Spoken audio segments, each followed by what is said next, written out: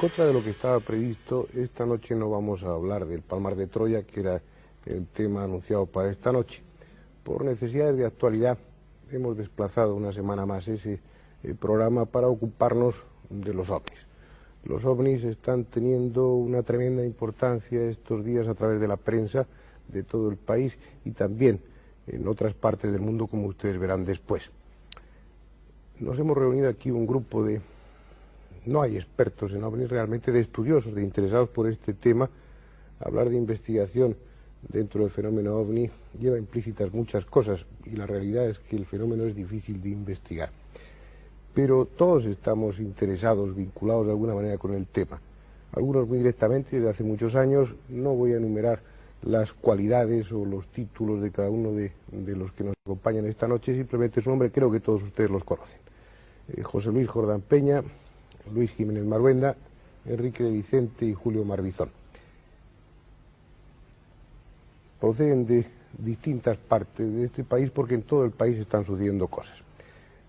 No solamente fue ese célebre ovni de Madrid entre la noche del 27 al 28 de noviembre, sino que en esos días anteriores y siguientes los ha habido en Granada, en Jaén, en Sabadell, en Sevilla, en Albacete, en Zaragoza, en Logroño, en Tarragona, en Asturias, en Salou, en Bilbao y un largo etcétera de más provincias y demás ciudades. Pero también ha habido oleadas en estas fechas, o alrededor de estas fechas en Puerto Rico. Ha habido dos raptos de los que también se ha ocupado la prensa, uno en las inmediaciones de París, otro también en Italia. Ha habido también frecuentes ovnis en Inglaterra. Parece que están aumentando el caso de abducciones de personas que son introducidas dentro de una nave, como si los ovnis hubieran cambiado de alguna forma de actitud, o tal vez no, o tal vez todo esto sea consecuencia de que los medios de difusión se ocupan más del tema y no sea nada anormal lo que esté sucediendo. Lo que nos vamos a plantear aquí esta noche, la pregunta que yo voy a dejar en el aire es la de si está realmente pasando algo nuevo. Vamos a empezar, si os parece, por el ovni de Madrid, que fue el que más difusión alcanzó, porque Enrique de Vicente está con nosotros. De alguna manera se te atribuye a ti ser uno de los primeros testigos, de los primeros que dieron la alarma en torno a ese ovni. ¿Cómo fue lo que sucedió? Bueno, sencillamente lo que sucedió es que estaba oyendo el programa Medianoche por la radio y al comenzar el programa en el cual hablaba Juan García Tienza de un tema, los templarios, que no tenía nada que ver, se comentaron varios casos que había habido últimamente, como el comienzo del secuestro de París, que duró una semana, como por ejemplo también la oleada de Puerto Rico, y fundamentalmente se dio la noticia de que varios oyentes del programa habían llamado diciendo que estaban observando un ovni, digamos en la vertical dirección norte de Madrid, desde Cuatro Caminos y otras zonas inmediatas al norte de Madrid. Bueno, entonces lo que se me ocurrió, lógicamente, era que, puesto que vivo en un sitio bastante elevado, en un piso 16, se me ocurrió salir a la azotea. No pude porque no tenía la llave, miré, vi un foco luminoso y cuando bajé a mi casa llamé por teléfono para pedir que por favor comentaran por el programa, que la gente diera mayor precisión acerca de en qué dirección estaba, puesto que yo lo estaba viendo hacia el oeste. Posteriormente se comprobó que había mucha gente que veía un foco luminoso hacia el norte y otros muchos hacia el oeste. Lo cierto es que cuando volví a ascender ya con la llave de la azotea, con cámara fotográfica, etcétera, no volví a ver nada y bueno, fue algo muy simple. Si hubiera sido aquello simplemente, bueno, quizá yo le hubiera dado una explicación muy simple o ninguna. En otras ocasiones he visto focos luminosos y creo que eso lo ve muchísima gente. Lo importante aquí no fue solamente, bajo mi punto de vista, la enorme cantidad de testigos que lo convierten en un caso importantísimo, sino sobre todo otra serie de detalles adicionales.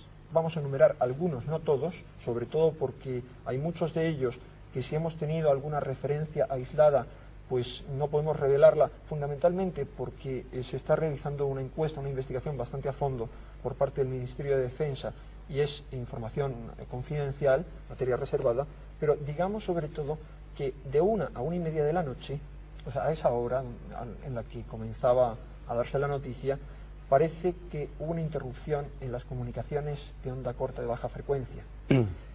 A raíz de esto y de la noticia que ya circulaba por todo Madrid, provocó que digamos un representante de la seguridad del Estado se personara en la emisora y permaneciera ahí en la emisora telefoneando a distintos centros de estrategia. Sí, perdóname, Enrique, sí. No vamos a hacer una descripción exhaustiva de lo que sucedió esa noche, se han ocupado los medios de difusión.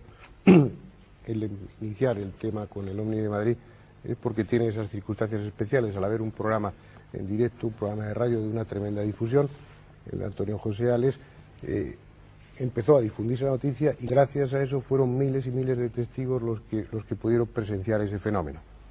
Pero lo que interesa destacar es que no ha sido solamente en Madrid, aunque aquí tenga unas circunstancias especiales, sino que ha sido en toda España y en gran parte del mundo también. Antes de dejar el Omni de Madrid, me gustaría que José Luis Jordán Peña nos explicara eso de la inversión de las capas y realmente qué hay en torno a ese tema. Bueno, la verdad es que la mañana del 28 de noviembre yo contaba con dos datos importantes.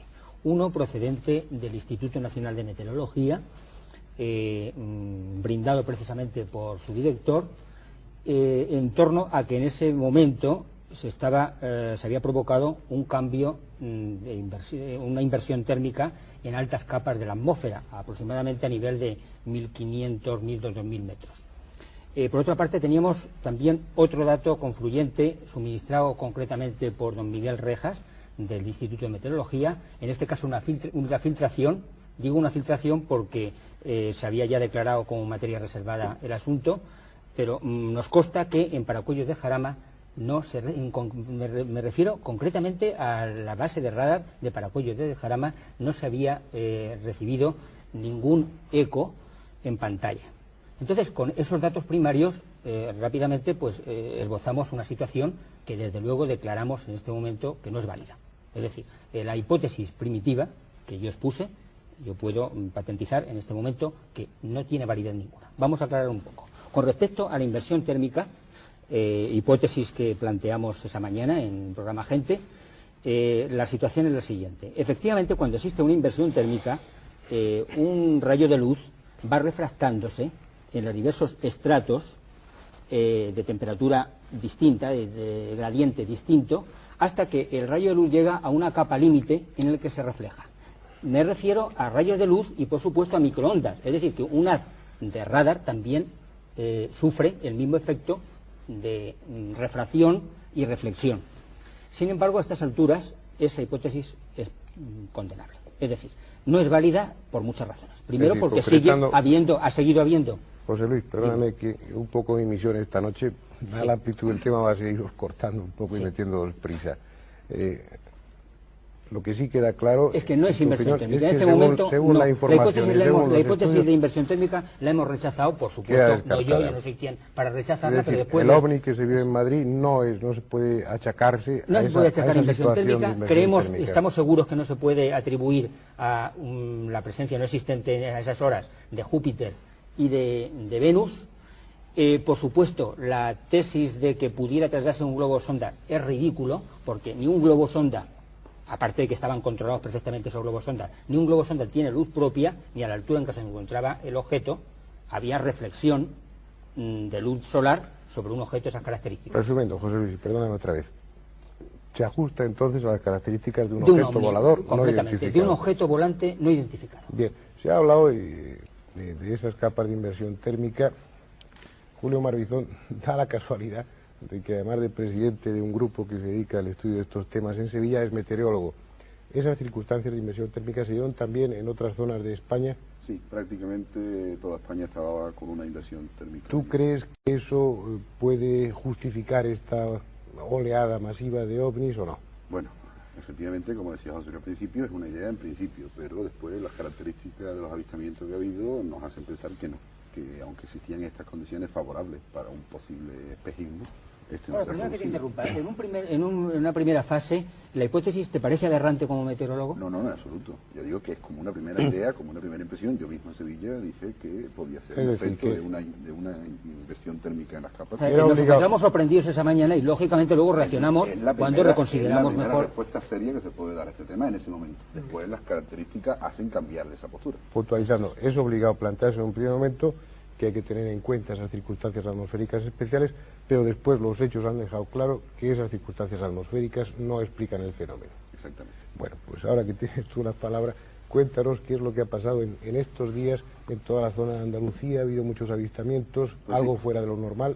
Pues sí, no, fuera de lo normal ha sido todo avistamientos de luces, en información, distintas luces en movimiento, lo cual descarta bastante la primera impresión que decíamos, y últimamente te puedo decir que sobre Sevilla se está viendo 2 días seguidos una luz muy roja, extraña, que no es una estrella, que no es un planeta, y que se mueve a una velocidad ni de estrella ni de avión, y que está ahí, que realmente no sabemos lo que es, sabemos lo que no es, pero no sabemos. ¿Cómo se pueden dar las circunstancias, Julio, de que tenga una localización bastante constante, que durante 2 noches consecutivas aparezca en el mismo sitio y no se haya hecho un estudio, te hablo a nivel oficial, o si lo ha hecho es que no sabemos los resultados? ¿Qué es lo que piensas tú? Posiblemente ese es el problema, que no sabemos nunca los resultados de esos estudios a nivel, como llamar, nivel superior, que nunca sabemos realmente quién hace estos estudios, ni cómo se hacen, ni a dónde llegan estos resultados.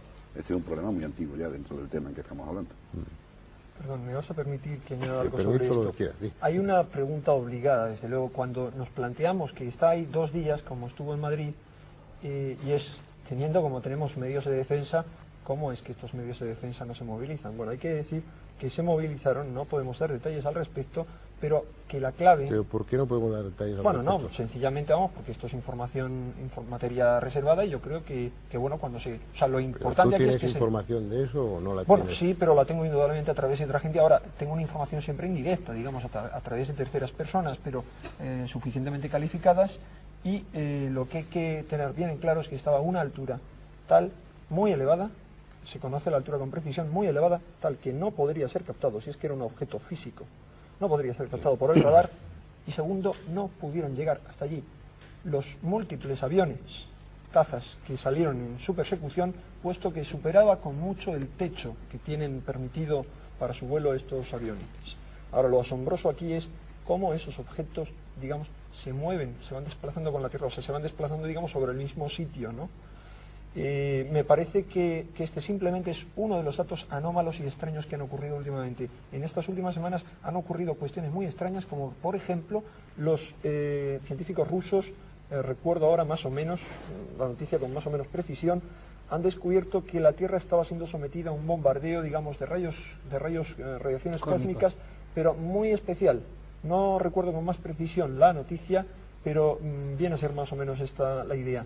Se estaban creando unas circunstancias muy anómalas en el polo sur.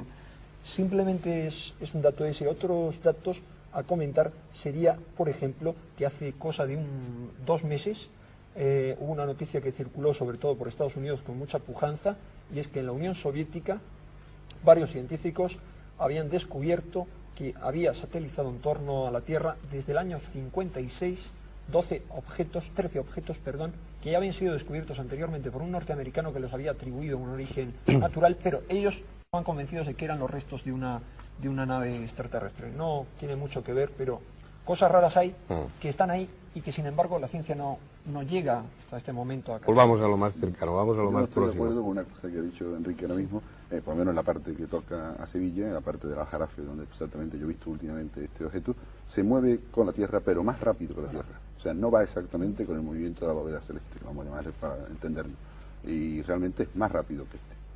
Ahora, es un objeto, pero podría haber otros, digamos, podría haber algunos que estuvieran más bajos, como los ha habido, de hecho, que han perseguido incluso automóviles, como en Guadalajara hace 5 días, y habría otro que debería ser de unas dimensiones un tanto considerables, para la altura que estaba. La noche del avistamiento de Madrid hay un aterrizaje en Castilleja de la Cuesta, o sea que entonces este ya no está en altura, este está en tierra. Y un flash a una altura muy baja. Una cosa que sería interesante determinar, puesto que a mí me han llegado informaciones muy variadas por parte de los visualizadores del fenómeno, es el tamaño en minutos de arco que tenía el objeto. ¿Qué noticias tenéis vosotros? Por ejemplo, a través de uno de los